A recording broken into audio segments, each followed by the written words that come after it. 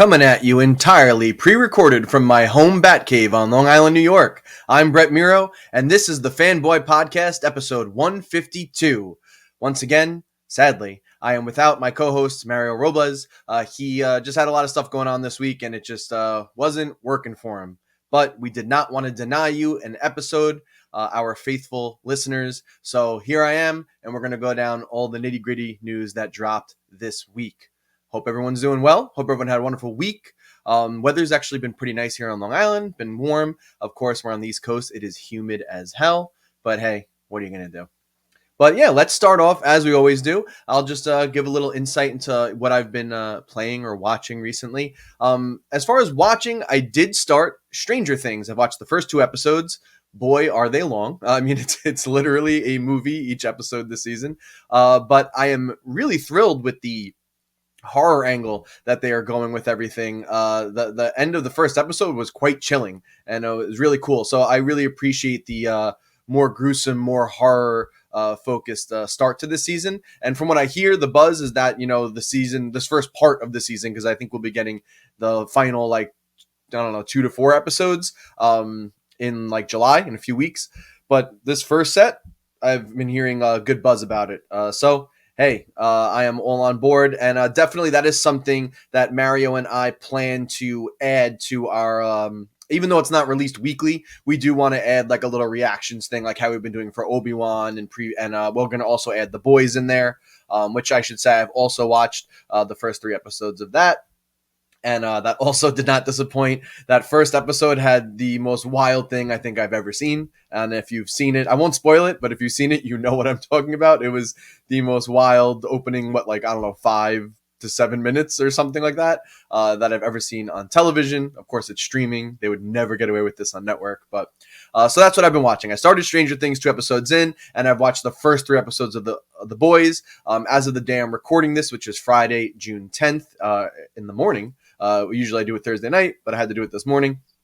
The Boys next episode 4 is out, and I have not checked it out yet. So that's something I'll definitely love to touch on with Mario next week, and hopefully he can get some Stranger Things in. I should also mention, just ahead of time, I did not get a chance to watch this week's Superman and Lois, and just because Mario is our Superman expert here, and I love discussing the show with him, I am going to also save that little reaction/review for when he returns, hopefully next week. So keep on the back burner. We should hopefully have some Stranger Things reactions, Boys reactions, and be up to date on Superman and Lois. Later in the episode, I will give you my Obi-Wan episode 4 reaction, though. So you do have that to look forward to, hopefully. That said, that's what I've been watching. Now, what I've been playing, something I decided to finally bite the bullet on, because I'm a fan of the series, but I was just kind of I don't know if I really want to dip into this. I did pick up Tiny Tina's Wonderlands, which is a kind of spin-off of Borderlands. It's a spin-off of a DLC that they actually had for Borderlands 2, where it's kind of like a Dungeons and Dragons inspired adventure, but this has been blown out into a full game, not just a small DLC. I'm a big Borderlands fan. I played the crap out of Borderlands 2. Loved it. I was definitely younger at the time, and some of the humor maybe hit a little bit better. It's kind of just raunchy, silly, goofy kind of stuff. But, I played Borderlands 3 too. Loved the game. Played through it. I think I played through one of the DLCs. But that was a game that once I finished it, I really didn't feel motivated to go back to it as much as I did with Borderlands 2. There was just something about it. The game itself was good. It played fine. I liked all the little quality of life improvements to it, but it just didn't stick with me. I finally, bit the bullet on this one. They had a sale, so instead of $70, it was knocked down to $50 or $55. So I said, why not? Let me get it. And one of my best friends has been clamoring for me to get it, so we could hop on and play a little bit together. So I finally did it. Quick little review. I've played, I don't know, let's say 10 hours or something so far. I'm pretty early into the game. I'm level 15. And I'm really enjoying it. I like the fantasy setting. It's kind of enough of a shift to kind of freshen up the series. It's still the same gameplay. Don't get me wrong. It's still, loot, all the crazy zany humor. But they did add a couple little cool things. There is an overworld now that you can kind of walk to and explore and get into little combat encounters in between going to areas, which I actually find is a nice little addition, and it kind of breaks things up. I am one of the people that I know a lot of people hate Tiny Tina as a character. They find her annoying, obnoxious. I think Ashley Birch is just so good. It does not bother me. So I actually really enjoy Tiny Tina and like the weird, crazy voice and just the crazy stuff she says. The writing, at least so far, too, does seem a bit better than Borderlands 3, because I thought Borderlands 3 did not live up to the writing standards set up in Borderlands 2. I feel like this is definitely a much higher quality. Also, if you didn't know, a lot of great voice actors in this one. So not only is Ashley Birch back as Tiny Tina, but we have Will Arnett as the villain. And he's just always great. He has great delivery, and he works perfectly as the villain. Andy Samberg is also in it as like one of the other players that is playing the Dungeons and Dragons game with you, and is also great. And then we have Wanda Sykes as well. All of them really didn't phone it in. They really like looked like they tried and cared. So I'm enjoying it. It's fun. Like I said, the fantasy setting mixed things up just enough. It gives it a little different sheen, some different looks to some of the areas, and yeah, it's working for me. So I'll keep you updated on how I am a little further into it, if I'm getting sick of it or not. But so far, it is very fun. So check it out, Tiny Tina's Wonderlands. All right. So now that we've gotten through that, let's move on to what is and forever will be our Superman on Film update. And folks, you know, what I have nothing to tell you again this week. There's nothing. It's been radio silent. The same little rumors are floating around. Most of it is just people speculating or lying on the internet about other things they've heard or what they hope or what they think. We just don't know, folks. We don't know what's going on with Superman. The only thing we know as of our latest update is that they want to get something going. You know, we had that rumor I believe last week, or it was like an insider commenting on things they heard and putting in their 2 cents, but they want to fast track something. So I'm really hoping, I mean, at this point, just to be a little realistic, I'm hoping we hear something by the end of the year of like, hey, we are moving forward with this Ta-Nehisi Coates script, or, you know, we're not doing that, or we have another script that came out, or, you know, whether Cavill's coming back, whether he's not. I don't know. I just don't know. So I'm hoping just at some point by the end of the year, we do get a little something, but it looks like that is on the fast track. And that's all we know. They want to get Superman out there. They want to build all that stuff up. So that's your Superman on Film update for June 10th. Womp, womp. But switching over to our other friends over at Marvel. Fantastic Four. So this has been a movie that's announced there as far as that they are going to do it. Previously, John Watts was attached to direct, and he has since backed off because he doesn't want to burn out. He did 3 Spider-Man movies in a row, and we also know from my report from the Star Wars Celebration stuff, which I guess was 2 weeks ago when I did the solo podcast, he is working on a Star Wars show as well, which I imagine is just like a big undertaking. So I guess that coming up with those 3 Spider-Man movies, now developing a Star Wars show, and then rolling right into a Fantastic Four, which, you know, obviously is a very important franchise and one that they just picked up from Fox and that they really have to get right. It's a very beloved, you know, series and franchise, and it's Marvel's, you know, first family, so to speak. And also, you know, spoilers really quick for Doctor Strange 2 if you haven't seen it yet. If you haven't been spoiled, I'm just going to give a quick little warning here.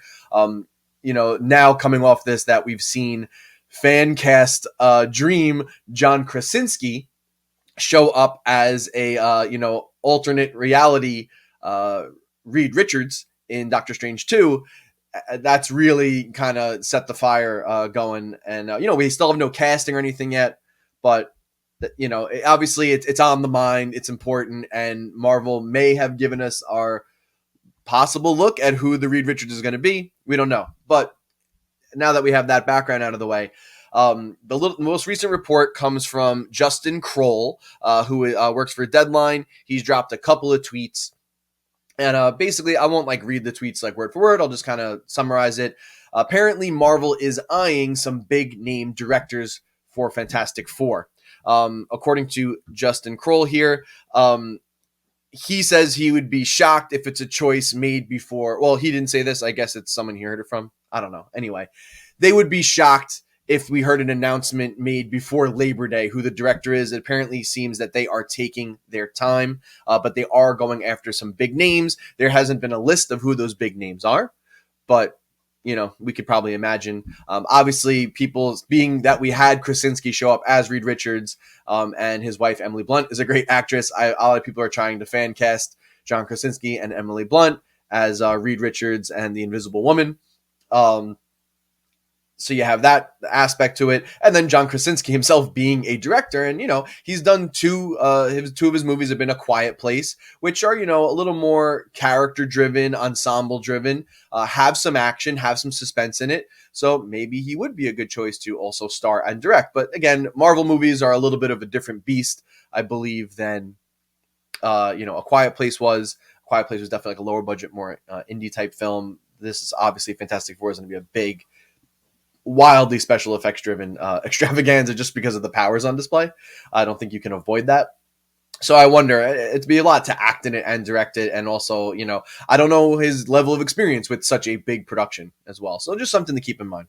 But anyway, the reason for this too, there's kind of like a reason behind why they are eyeing some big name directors. Apparently Kevin Feige, just does not want to oversee an entire shoot. Listen, he's been doing this for 20 plus films at this point. He has to be very involved in that. And we know that he is kind of moving, I wouldn't say he's moving on to Star Wars, but now that he's dipping his toe into the Star Wars universe, I assume that's a big dream for him and something that he really wants to get rolling and get right and be involved in. So I think, maybe the days of Kevin Feige, really closely monitoring every single Marvel movie that goes out there, maybe coming to an end. The reason being, when he had Raimi come in to direct Doctor Strange 2, apparently he did not have to worry about too much with Raimi. He was able to kind of just let Raimi do his thing and just kind of oversee, maybe check in, pop in here and there, but not have to really oversee the entire shoot.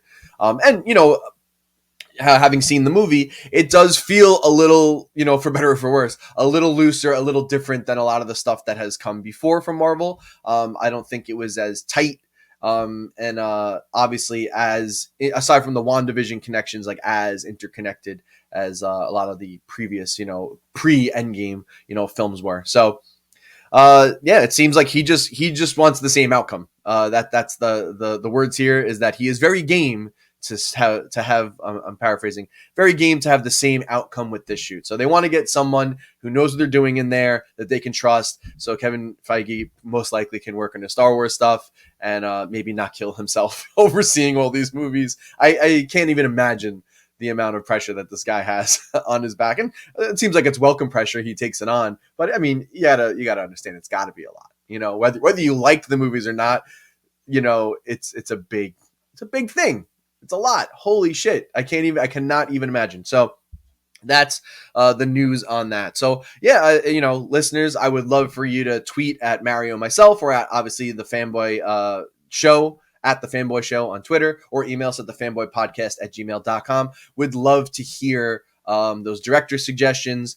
Recently, I think I've seen some people floating around that I forgot his name. I don't have it in front of me right now, but the lad who just directed Top Gun Maverick, a lot of people are saying he might be a really good choice. I always see Christopher McQuarrie's name floated around, the director of the Mission Impossible films. Obviously, he can handle an ensemble cast and handle a big action flick. His name was also floated around possibly with Superman or Green Lantern. So I could totally see him coming in there. I don't know. I definitely think they could. It's interesting. The Fantastic Four. I'll just really quick my 2 cents. I'm not a huge diehard Fantastic Four fan. Yes, I saw the old previous movies. I think being that they are Marvel's first family, and I don't know if the Reed Richards we saw in Doctor Strange. At that point, we do know from his dialogue, him and the Invisible Woman already had kids. So they had, I guess, what is that? Franklin Richards, and unfortunately I forget the daughter's name off the top of my head. Again, I don't follow the comics too strictly, but that one was I guess an older, been doing the Fantastic Four thing for a little while and has kids at this point. So it's curious if they are going to do more of an origin and maybe, use younger actors, if they are going to carry Krasinski over. And because he is, kind of older, I think he's in his 40s or at least late 30s, probably in his 40s.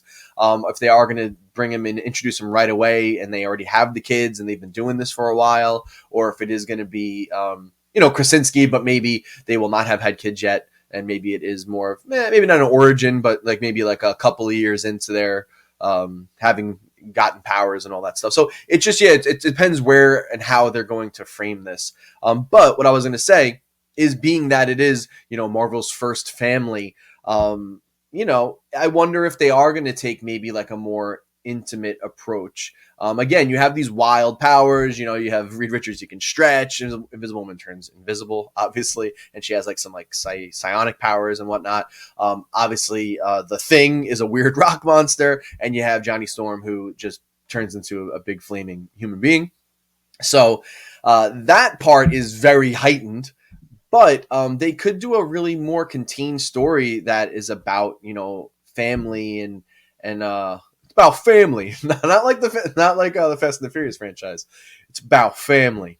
But I don't know. Just if do you follow me? They could do something a little more interesting, a little more intimate, maybe a little more emotional.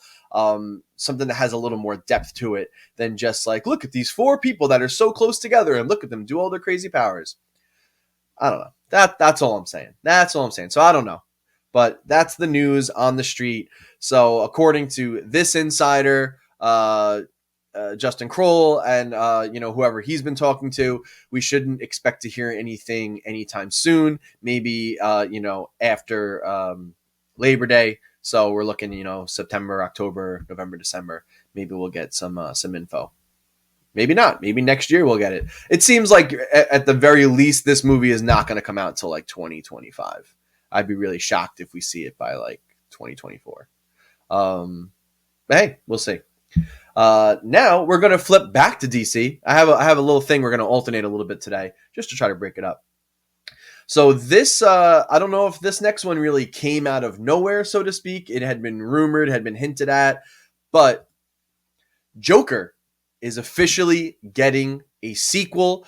We did get a title. It is called, and forgive my French, Joker Folie à Deux. I'm assuming that is not a working title and is the actual title. And there's a little bit. So Todd Phillips is back. Todd Phillips is back to direct this. He also is writing the script with Scott Silver again, so same writers. We know Joaquin Phoenix is going to be back in the titular role.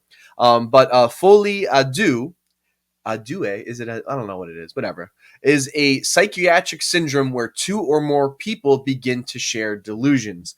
So right off the bat, everyone started saying, "Okay, it's going to be a Joker Harley Quinn movie." This, and that actually certainly seems like it could be the case. Might be a little on the nose. Might be confusing, being that. Well, is it confusing? I don't know. We have the Barry Keoghan Joker, and we know that this exists in its own universe, and we have Joaquin Phoenix.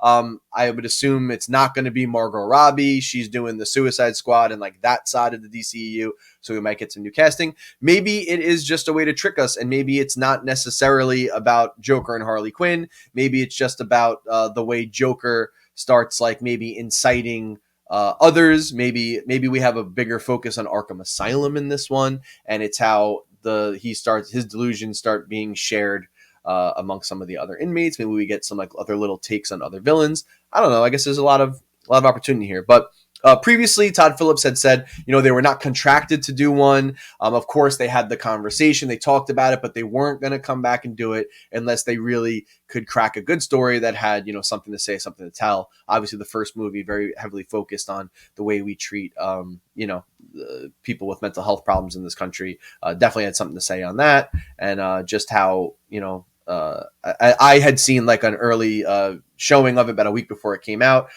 We were lucky, Mario and I, well, Mario didn't come with me. I went by myself, but I was lucky enough to get a press screening of that. And I did write a review for revengeofthefans.com, which was our previous website where we had the Revengers podcast. And, one of the things I had put in my review is kind of that maybe we deserve the monsters we create. And we kind of create these monsters by not taking care of them properly. So that was certainly a theme or message in that first one. So the second one now, again, going off that Folie à Deux, the title, psychiatric syndrome where 2 or more people begin to share delusions. It's interesting. Like, I'm wondering what this one's going to say. I mean, obviously they can carry on that theme of like, hey, look, this is what happens, but maybe that, crazy breeds more crazy or something like that. I don't know where they could go with this, or how you think about it in terms of our current world and how some of these like, wild conspiracies or, political. I'm not going to go like into it. You kind of know what I'm alluding to. Some of the crazy conspiracies and just stuff going on in politics lately that sometimes seem like delusions or delusional, and how when people start throwing those weird delusions out there, you see how easy it is for the dominoes to fall and for a lot of people to kind of fall for it as well. So I could see that being a commentary on where we're at and, fake news media and whatever. I'll just say it like, election fraud and all that stuff. I feel like, and kind of like how we had a man barking that, from a golden tower, and how many people are now sharing in that delusion, regardless of how you feel about it.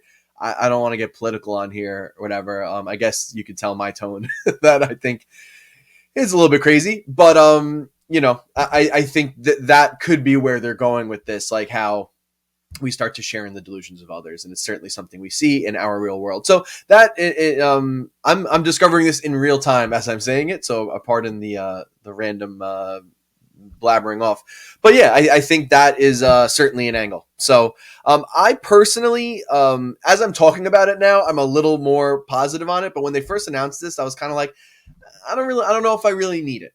And I obviously the movie made a lot of money. It was reviewed very well. I think Joaquin Phoenix won an Academy Award, right? Or at least someone was not. I forgot. He won an award or it was nominated. There were definitely awards or at least award considerations for this film. So I know I've definitely seen a lot of people, even people in my circle, that didn't really care for it, didn't really want it, didn't feel like it was necessary, didn't think it was as great as it was.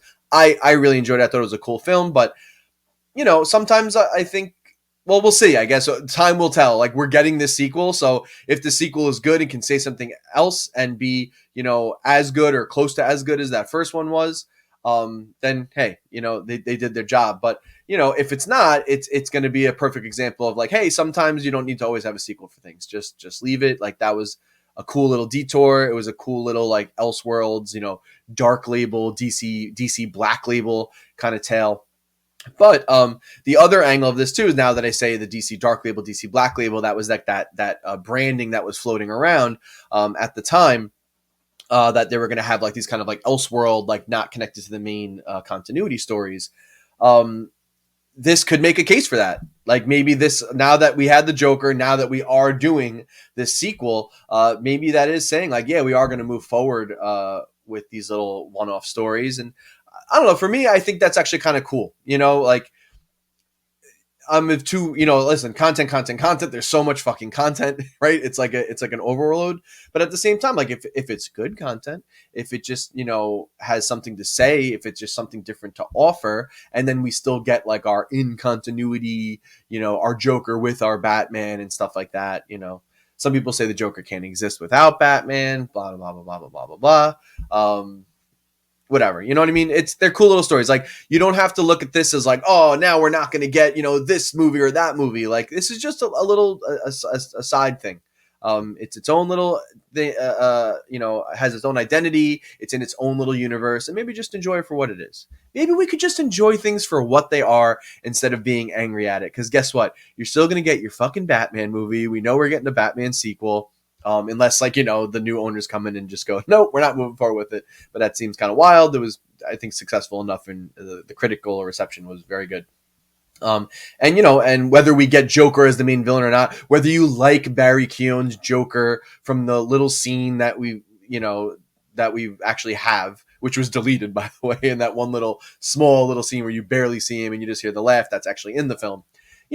Whatever, just try to enjoy it for what it is. It doesn't have to be your cup of tea, but these other things can exist, and it's not going to take away from the other thing, right?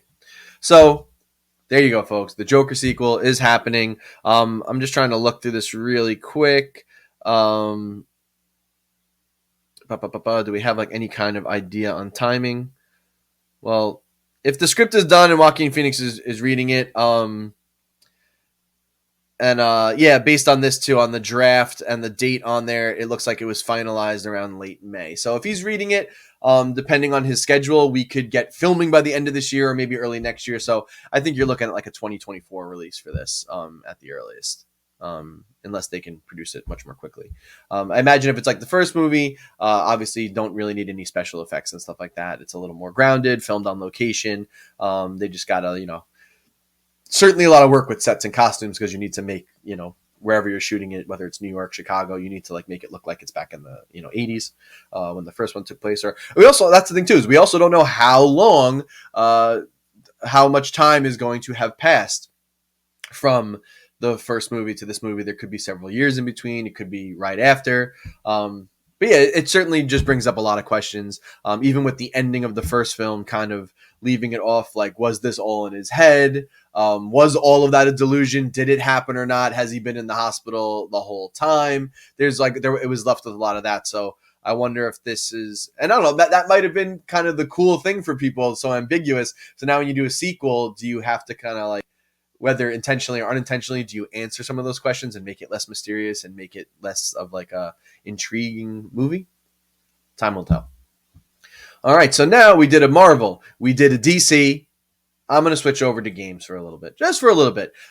We had Summer Game Fest recently. It actually snuck up on me. I kept thinking of that it was going to be on the 12th, but I forgot that's the Xbox showcase, which I'm, definitely looking forward a little more to that one. But we have Summer Game Fest, which is like kind of our replacement for E3. People are calling it Key 3 because it's from Jeff Keighley, and I think that's kind of funny.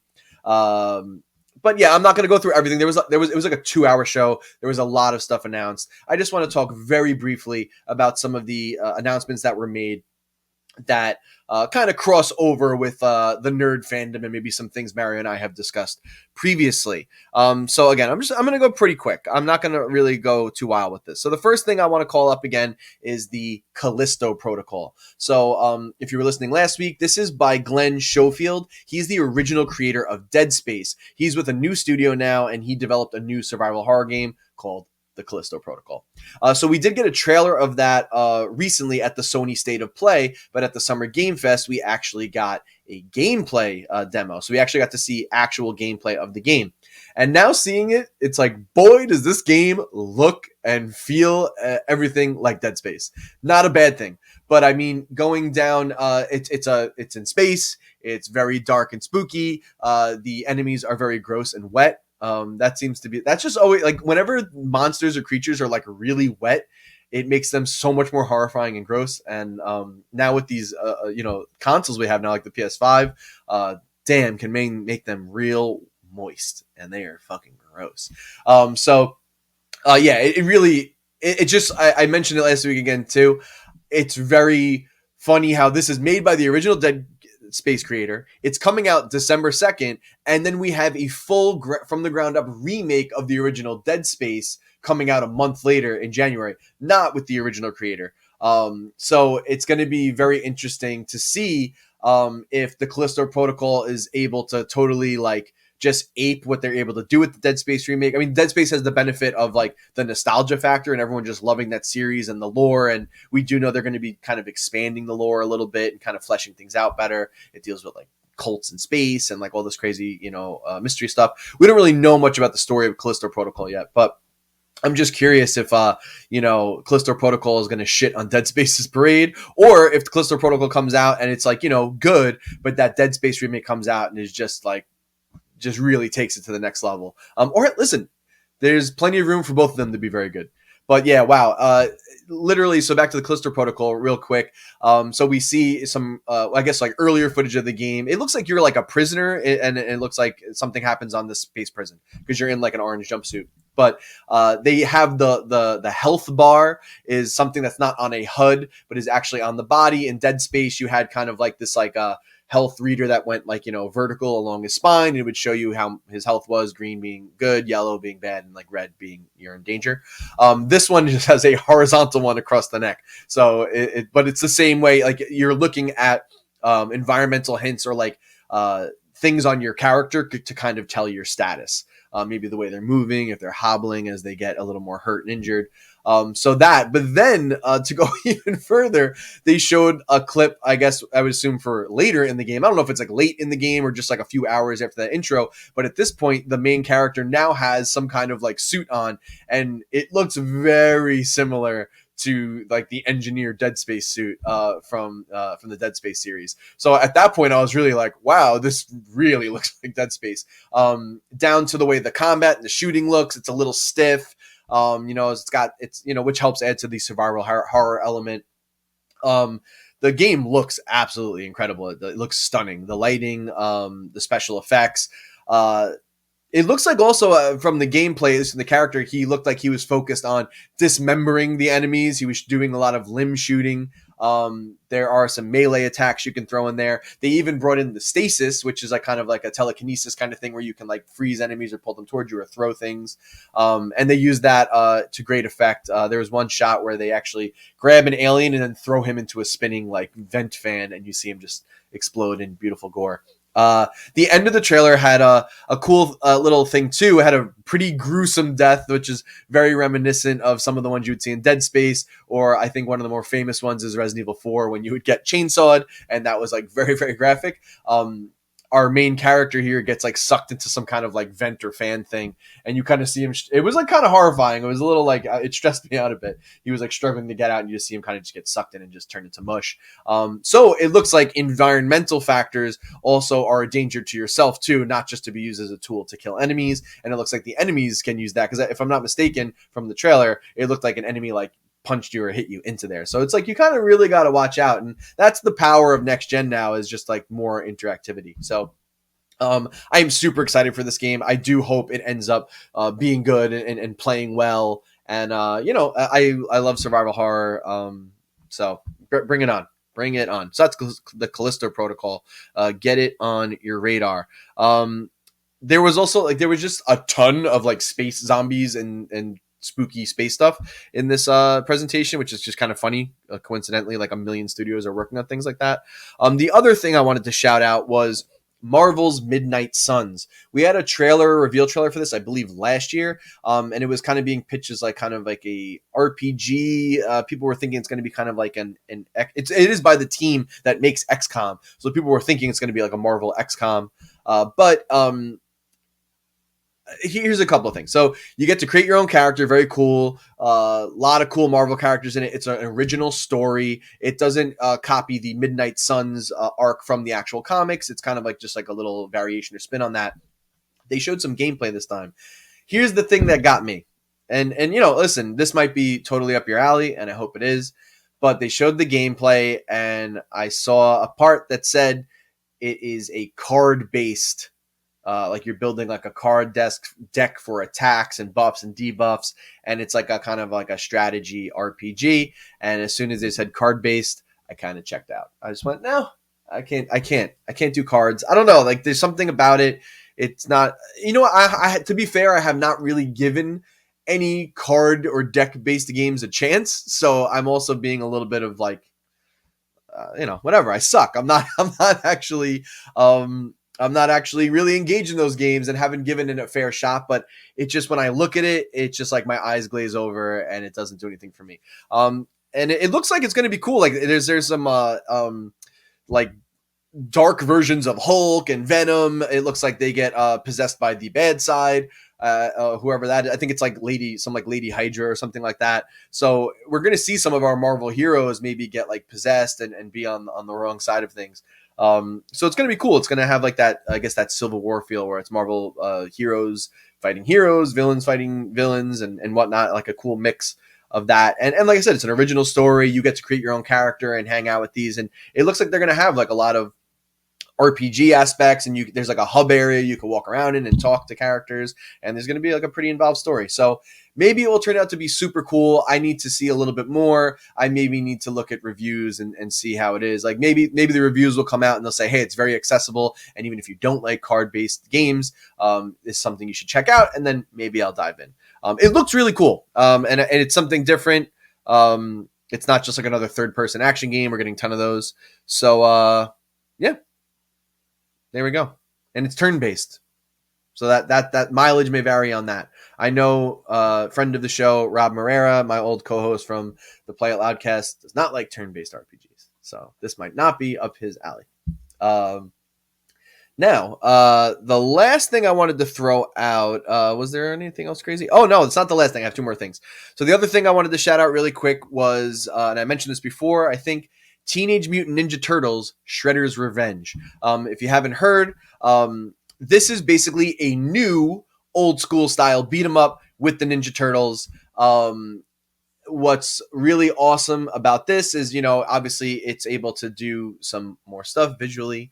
It is still 2D sprite based, but it looks a little nicer because we're on modern consoles. And the original voice cast of the Ninja Turtles cartoon is back to do the voices for the Turtles. I don't know if everybody's back, but at least a couple of them are back to do it, which I think is really awesome. April O'Neil is playable, and in this Summer Games Fest, they just announced that Casey Jones will be a playable character. Also, Splinter is too. So, yeah, really, really cool. They announced that there's going to be a 6-player co-op mode, which has to be absolute insanity.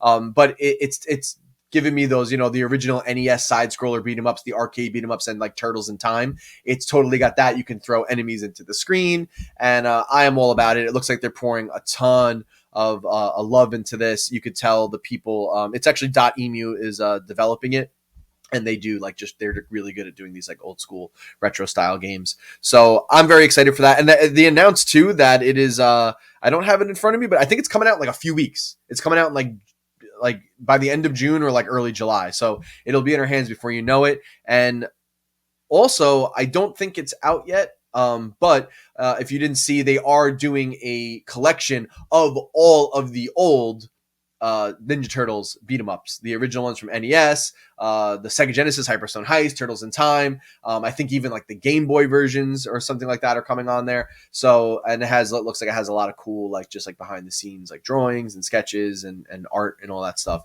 So that's called, I think it's just called Teenage Mutant Ninja Turtles Collection. Or it's like Cowabunga Collection. I think that's what it is. So yeah, keep your eye out for that too. If you're starving for some beat 'em ups or some couch co-op games, you're about to get like a million of them. And I'm really excited. I'm definitely going to pick this one up. And hopefully, hey, maybe we could play. I could play with some listeners on the show. It looks like they're going to have online, which is pretty dope. Now, the last thing I wanted to shout out. This was actually announced not at the Summer Game Fest. I think it came out in the Devolver Digital portion of like their little like summer display thing. It's coming to PS5. It's called the Plucky Squire. I will maybe try to throw a link in the YouTube description. So basically what this game looks like, it's using the power of the PS5. So really, really pretty looking game, very colorful. It's reminding me right away of like a Zelda-esque game. So, like, you got me, take my money. So it's like a top-down 2D kind of Zelda thing, but it looks like it takes place in a storybook. So it's like you're almost looking at like a desk at a home in like a kid's room, and there's a storybook there, and the levels are on these 2 pages, and you see like the division between the 2 pages, and you're walking across them, and it looks like it has little puzzles and just like some cool combat. But if you actually watch the end of the trailer, there's a section where you actually pop out of the storybook and now you're in 3D and you're walking around the actual kid's room. And it just looks really friggin' cool, really inspired. There's some shots where it looks like you actually go on like a coffee mug. So it's like a curved coffee mug. It reminds me of like Link Between Worlds, if you played that for 3DS, where you could flop between 3D and 2D. And then all of a sudden you were like in a 2D like side-scrolling shooter going around like the arc of the curve of like a coffee mug that was on the table. And then you were interacting with like other objects in the real life room. And I wonder if there's like parts where you switch back into the storybook and then you're back in 3D, or if it's going to like just maybe at the beginning you're in the storybook and then that's the big twist. It's like, oh, no, you're not. Now you're outside of it. I don't know. It was just like a quick like minute and 15-second trailer, but it is on my radar. I would encourage you to check it out. The Plucky Squire. It looks very, very cool. And I don't know if there's a release date for it yet, but it looks awesome, and it looks like it's coming to PS5. I don't see anything about Xbox or not, or like Switch. I probably wouldn't run on Switch, let's face it. So I would imagine it'll be on that. Maybe we'll get it for like PC too. But that's on my radar. That's probably the coolest thing I think I saw. It looks like, I just love really creative stuff like that. It looks like gameplay is king, and that's always the most important thing to me even more than story most of the time. So that's my quick Summer Game Fest rundown. There was a ton of stuff announced, but those are the things I thought that were most interesting to me, and that kind of crossed over with our fandom. So that said, we're going to go back to Marvel. So Deadpool 3, we've been talking about this one for a while. Are we getting Deadpool 3? Now Disney owns Fox. Are they going to let him make Deadpool 3? Are they going to water it down? Yada, yada, yada. We got some quick comments from the writers. I'll paraphrase here. I'm not, actually I will. I'm going to just read what they said. It's pretty well written out. So we got from, they recently told The Playlist, which I assume is some kind of publication online. Quote, "It's these Disney people, and these people do things their way. And we were used to doing things our way, so there are differences, but I think the great part is that Marvel's been incredibly supportive. They're going to let Deadpool be Deadpool, you know? It's not like any particular joke may be the one that they say, that's too far. That could happen, but to this point, it's been nothing but support. It's been nothing but, how can we help you? What from our universe would you like to use? How can we make your life easy? And we're going to let Deadpool be Deadpool. This is not going to be the Disney-fied Deadpool. So they're awesome, and now it's up to us to come through and justify that faith." They were also then asked if it was going to remain an R-rated affair, which obviously is very important to everybody. We want to keep that R rating.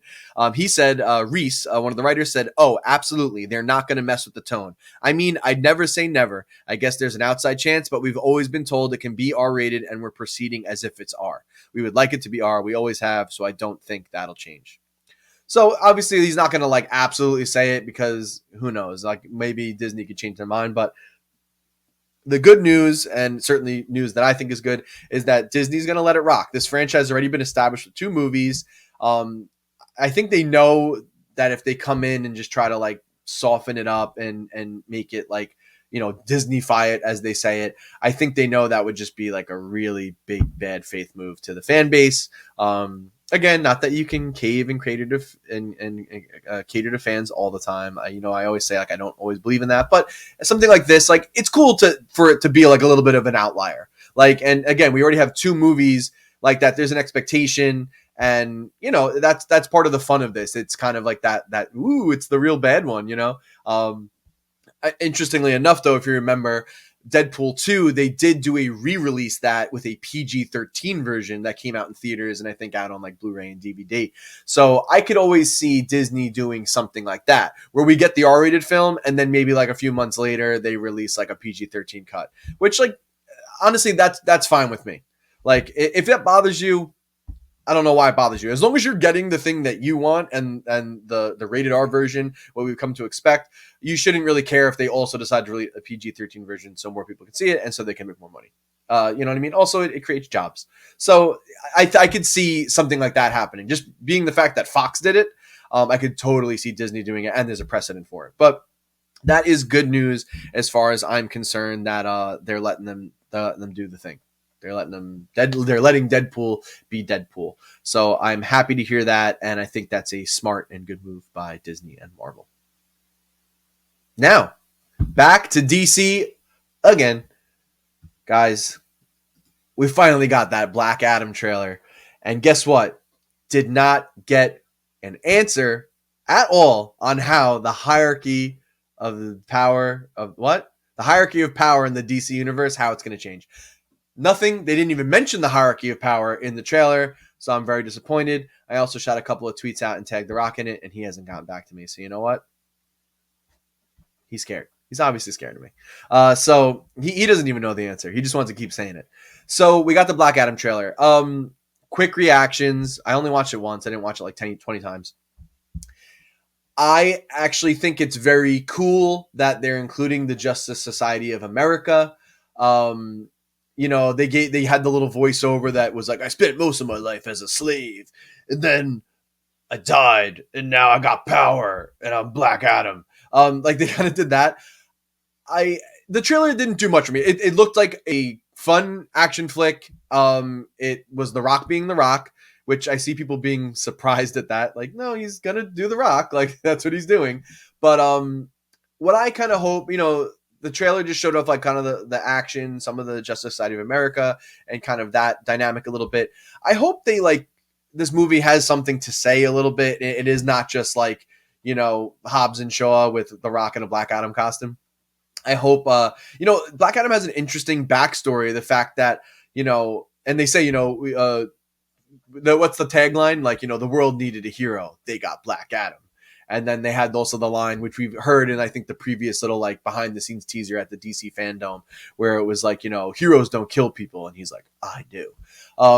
I hope we get an explanation for that, not just like, I'm just badass, so I'm going to do that. Like, I hope like we see how his time in slavery and seeing the injustices of the world have kind of molded him into that, and why he has that perspective, which is a little more unique and puts him at odds with his JSA, colleagues like Hawkman and Hawkgirl and Dr. Fate and stuff like that. So I just hope there's a little more substance, because that trailer did not show me that there was going to be any substance, that it was just going to be kind of like a paint by numbers action flick. That's my first impressions based off the trailer. I'm not trying to shit on it. Am I going to see it? Yes. But that's my first impressions. I just hope there's a little more. I hope like the next little peek or trailer we get for it has a little more like emotional or like backbone behind it, and gives us a little more insight to that backstory of Black Adam.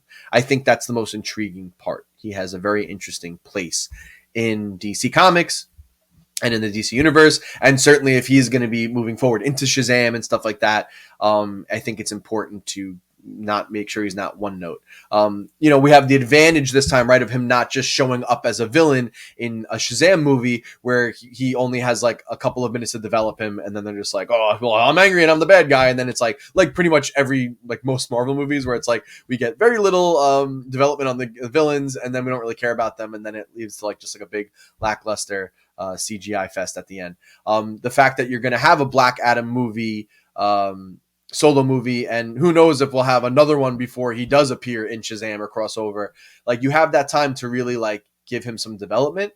Like, that's why Thanos worked so well, was because they were able to really give him some development in Infinity War, I think, and really give him some screen time, and also in Endgame, and really kind of flesh him out. So I think you have that going for you now with this. So really flesh him out in this movie, because then it won't matter as much if we can't spend that much time with him in a Shazam sequel where they finally butt heads, But we got to have that. I got to care about this guy, and he is an anti-hero too, so that makes him interesting. Like, he's not. I guess he's not technically supposed to be all bad. But if he is pitting up against Shazam, you would presume in that movie he is the de facto bad guy. So I don't know. Let's make it a little more gray. Let's make it a little more interesting. I hope they don't forget to do that. So that's my initial reactions on Black Adam, and I'm sure we'll hear from Mario when I have him. But to continue with Black Adam, a little more came out. So we got some information here as well that Dwayne Johnson is. And I'm going to quote him. He was asked by comicbook.com. He said, I am 100% committed to not only Black Adam, but then expanding the Black Adam universe, the DC universe. Okay, so he says this is a big project. He goes on to say it was a big project. He's been developing it for a long time. It was like they started talking about this in the mid 2000s. So you're talking about like the 2010 area. So he's very invested in it. And it looks like, especially now we know that, we've known that the Justice Society of America is appearing in this film. It looks like they might try to like just build out a little mini universe with Black Adam and maybe the JSA. And, obviously we know it's going to at some point cross over with Shazam, which we could, I guess, who knows anymore at this point, right? But we could assume that's a part of the main DCE universe, but that there could be like this little carved out niche of a Black Adam universe that focuses on the JSA and maybe some like other outlier characters in that world. And then his only crossover really will be in Shazam, or like, if he does mix it up with the full Justice League when we get that back, or Superman, or Henry Cavill's Superman. There's also been some information that came out. I'm forgetting where, so I can't credit it. But apparently in this movie, I don't know if there's any references directly to some of the characters that are out right now in the DC universe, but there's been some mention that Black Adam is aware that there are other heroes, I guess, outside of the JSA and elsewhere in the world. So, that way, I guess they keep it open so that we could get that Superman crossover and we could get him interjected into Shazam. And so it looks like they are plotting that, but maybe it'll be like a little looser. Maybe they won't be like name dropping, so to speak. So I don't know how you feel about that. Let us know. Like, that could be the thing. Like they're going to build like the main DCEU. Maybe they're going to try to still keep this thing with the Flash, even though I won't go into it, but yeah, more weird crap came out about Ezra Miller. So I don't know what they're doing with this. I mean, the film's going to probably come out, but who knows what's going to happen with him after that releases next year. But, if they are still going to do the main Justice League, the Flash, Batman, Superman, Wonder Woman, maybe getting a Green Lantern in there or something like that, Aquaman. If they are going to keep that main, that's like one universe, and then maybe they will just split up and make this Black Adam universe, and then, we do have like Blue Beetle coming out.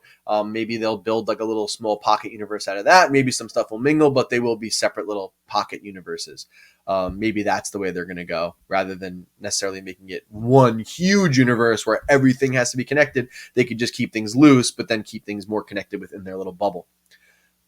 I don't know. Who knows? I mean, this could also just be a thing exclusive to Black Adam. I mean, I would assume here they made this deal with The Rock, and he has a production company. He's like the highest paid actor in Hollywood. He has a lot of cachet. I think he's got a little pull. I think he can strong arm people. So maybe he just convinced DC to be like, listen, I'll do this thing and I'll be involved in it. And he's like, I'm definitely going to bring you guys money because people love seeing my movies and they love seeing me. But you got to let me just build my own little universe out. And maybe they were just like, all right, fine. We'll let you do that. Maybe it's not going to happen for everything. Maybe it's just a thing that they're doing for The Rock. Who knows? And listen, I guess that's also going to depend too. We'll see how this movie hits. Like I said, that first trailer was fun. It had the things I expect. He looked like a badass. He was The Rock. But I'm really hoping we see something with a little more depth next time. This just seemed like the big greatest hits action trailer for me. But hey, I don't know. Some people seem pumped by it. So, hey, to each their own. We'll see when this movie hits, which I think we got pushed back, right? We're coming out in oh no, we're still hitting this year. I forgot. Aquaman got bumped. Yeah, October 21st, 2022. So that's happening. That is happening this year. We'll know soon enough. All right, so that is it with the big news from this week. So I'm going to bring it home with just a quick Obi-Wan Episode 4 reaction. So Episode 4 came out. One of the shorter episodes, I think, so far. I think it was only about like 40 minutes long. So this whole episode was entirely about rescuing little Princess Leia from the Fortress Inquisitoris, which that name is really something. I don't know. It's funny. I guess they mentioned it. Like, I forgot that it did appear in Fallen Order, in the Jedi Fallen Order, the video game. And I forgot if they called it that in the game or not. But when they said it in this episode, it was a little funny to me. But it's Star Wars, so I mean, like, everything's fucking weird and funny. So so we got this episode. So we got a little bit of Obi-Wan recovering in a bacta tank, and then we decided he said, "Hey, we got to rescue this girl." So we met some more rebels, and they found a way to get onto the Fortress Inquisitoris, which is on that like water moon. Outside of Mustafar, one of the moons that circles Mustafar, which is where Vader's base is. So he keeps his Inquisitors close. We got to see Purge Troopers, which actually are characters that were introduced in Jedi Fallen Order. They're like black armored stormtroopers, and they have a little bit like a fancier kind of looking armor and little like frills on it. And they're the ones that are like the elite ones that like hang out in the Fortress Inquisitors. The Fortress Inquisitors. I really can't with that. It's the more I say it, it sounds even stupider. But why don't they just call it the Fortress of the Inquisitors? Just call it that. That's fine. That's fine. We don't need Fortress Inquisitoris. Like it's fucking Latin. Like, it's not. And does Latin even exist in the Star Wars universe? Think about it. So we got this. So we got a fun episode. It was a fun little heist movie. Part of me, we had Obi-Wan infiltrating the base through underwater, which was cool. We got to see him start to kind of like, he's starting to like reconnect with the Force a little bit.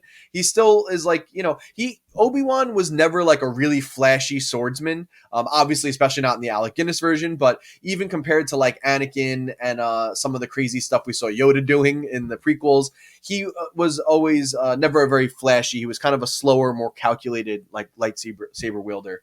You could look at that as like, oh, he's still kind of like working out the kinks, but also like he was never like the like flip and spinning around a million times and like do all these fancy things. So he did that, but he still looks a little rusty. We'll say that. He was very surprised when he got to use his Jedi mind trick and it worked. He was like, oh shit, good, okay, I can do that. He was able to get those stormtroopers to like think the sound came from somewhere else and go search a different area so he can move down the hallway. So we had a nice little infiltration kind of like heist episode with Obi-Wan trying to get Princess Leia out. One of the things I'll mention, I thought about this during the episode, but then also came to another realization. First off, the realization was I was like, wow, the Empire is just fucking has really bad security. I mean, and I was thinking, I'm like, are they really like that stupid? Like, how did he get in? How did he get past all of these checks, security checks. I keep forgetting her name, but the female that is like a double agent officer for the Empire and like Jedi helper or rebel whatever. Rebel. She like, I feel like how many times have they used that trick over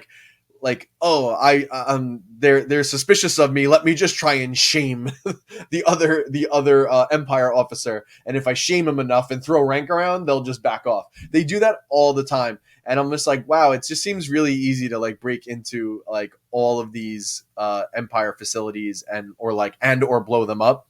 So I was kind of thinking it was like a thing that was isolated to this episode. So I was kind of like, really, like that's very convenient. But then I just said, I thought about it and I was like, they've never been good at security, though. They've never been from the get-go. In the new movies, in the prequels, in the original films, the Empire seems really unorganized, has very bad security, and almost like really fucking naive.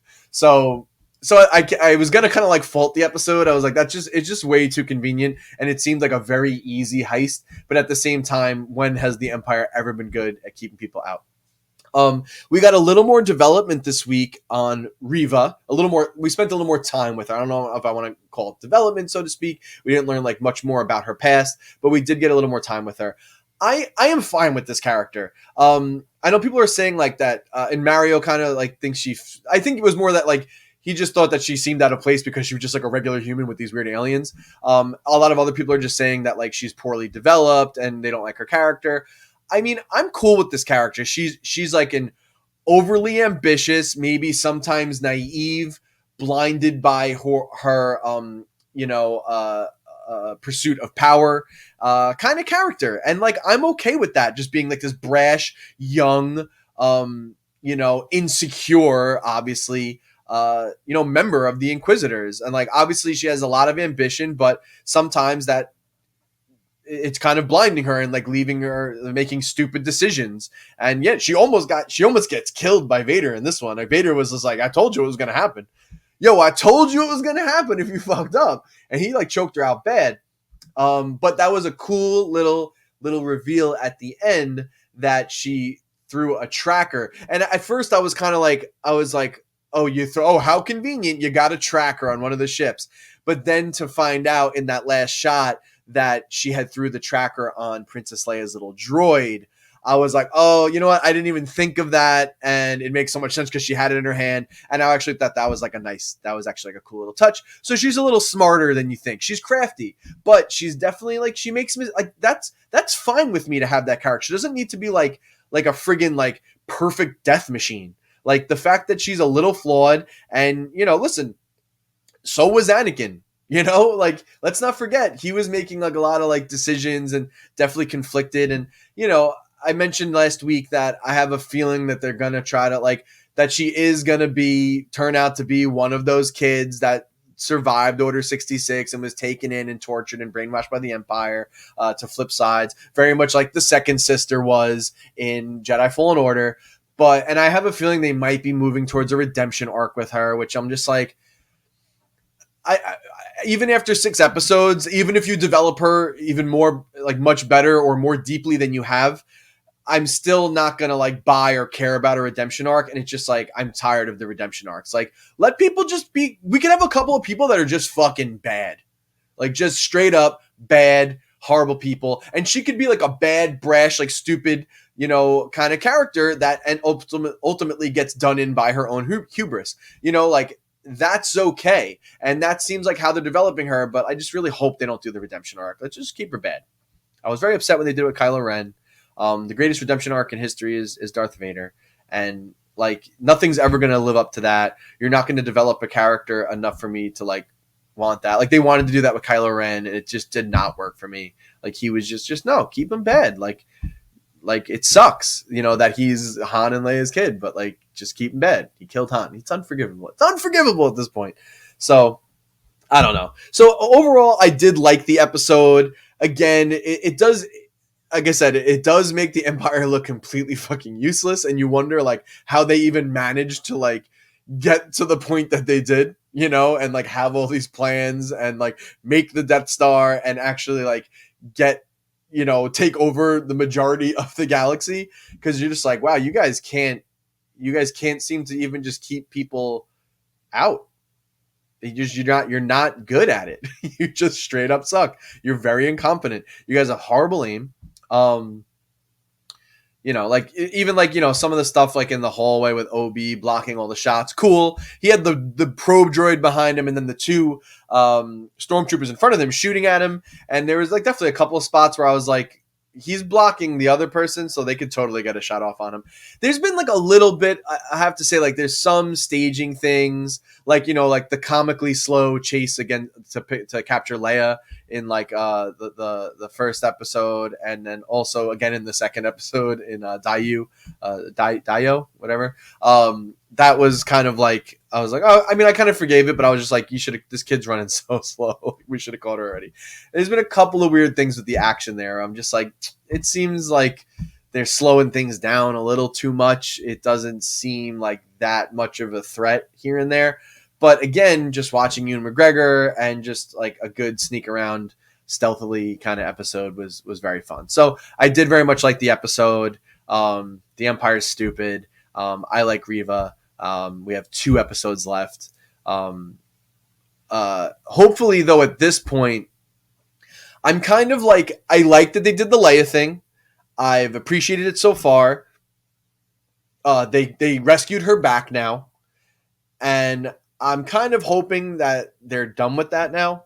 And like, the only thing is now that it's like Leia's droid, when they do drop her back off, like they're going to be tracking back to Leia. So I have a feeling like she's still going to be involved in the next 2 episodes. But I kind of was hoping they would just put that part to rest. Like, okay, we got her back now. She got captured like not 17 times, whatever. She got captured once.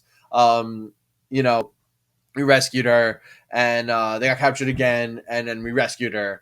And like, okay, that's enough. Like, maybe we could just get her back now, and she's safe on Alderaan, and we can just kind of follow Obi for the next 2 episodes. And, I'm assuming there's going to be a showdown with the Inquisitors, and I'm very much assuming we're going to have one more showdown with Vader. That's a little more, less Obi-Wan getting his ass kicked and a little more of like a sick, awesome battle between the 2, or at least like just some really intense meeting between the 2 of them again, where they can kind of like grieve and let out some of what they've been feeling. I almost want them to just sit down and have a 1-to-1 tell-all. Like, man, it really bothered me when you cut all my limbs off. And he's like, well, it really bothered me, man, when you betrayed me. I do. Like, I want that. I want to get into their psyches a little bit. I want to see them interact a little bit more. Obi-Wan and Vader, that is. So, yeah, I'm hoping the Leia thing, I liked it. It's cool. I hope they kind of just like put that to the side now, and we can just kind of focus on Obi. So that is my episode 4 reaction. And with that, that's our episode this week, folks. So don't forget, you can always email us at thefanboypodcast@gmail.com. You can also tweet at us at thefanboyshow on Twitter. You can tweet at Mario directly at IDJ Weddings. You can also tweet at Superman on Film. You can also tweet me at Super BrettCon. So however you want to get in touch with us, you want to talk to us individually. If you want to comment on the YouTube video, I do take time to read the comments on YouTube. And I'll go through the normal housekeeping spiel. Please leave us a review on your podcast service. Please comment on YouTube. Leave little comments. I do appreciate that. Please subscribe. Please share the show. It helps. We want to get in that algorithm, that old algorithm, and we'd love to get in front of more and more people. I have been seeing our subscribers have been going up on YouTube, which is really awesome, and I think our listenership has been growing quite a bit since we kind of relaunched the show. So I'm really excited about that, and I'm excited you guys are on this journey with us. I hope the show is informative. I hope it feels like, I know every show says this, but I hope it feels like you get to spend like an hour to an hour and a half with us every week, and it gets to feel like you're just kind of sitting around geeking out with your friends on some of the stuff that you love. We really try to, like, as much as we can, keep it positive on here. I really try, not to say that we're always successful. I try not to shit on things. I want to keep a positive outlook on things. And listen, when something doesn't work out, we go, hey, it didn't work out, but we're not going to be mean. There are human beings out there that are like working on this. And for some people, it's their dream to work on some of these movies and TV shows and films, and people bust their ass, man. People bust their ass. And you know what? Not everyone is paid great in these industry. You see these actors making money, but not all the crew and production people are really getting paid that great. I know, because I used to do a little bit of production work. I don't like to like just shit on things, because there's someone put a lot of hard work into that. And, listen, we need to make the fandom better. One of the things, we have the Fanboy Podcast, like the name of the show. And, sometimes fanboy can have like a derogatory term to it. I've even talked about that with Mario. When we first started talking about it, I was like, do you want to keep it as like the fanboy? Because I'm like, I don't know. It's like, but I think for us, we want to kind of like take that term back, and a fanboy could just be someone who's super passionate about these things. And it doesn't have to mean that you're also like shitty and mean to other fans and a gatekeeper. So I appreciate you, the listener, listening to our show, and hopefully you're also spreading that message. And let's take that term back, and let's take it back for the good, positive fandom, and let's just try to enjoy and speculate and have fun with all this stuff. So with that said, that's the close of episode 152. Thanks so much for listening. What's that thing we always say? That's right. Life is chaos. Be kind and stay fanboy. Adios.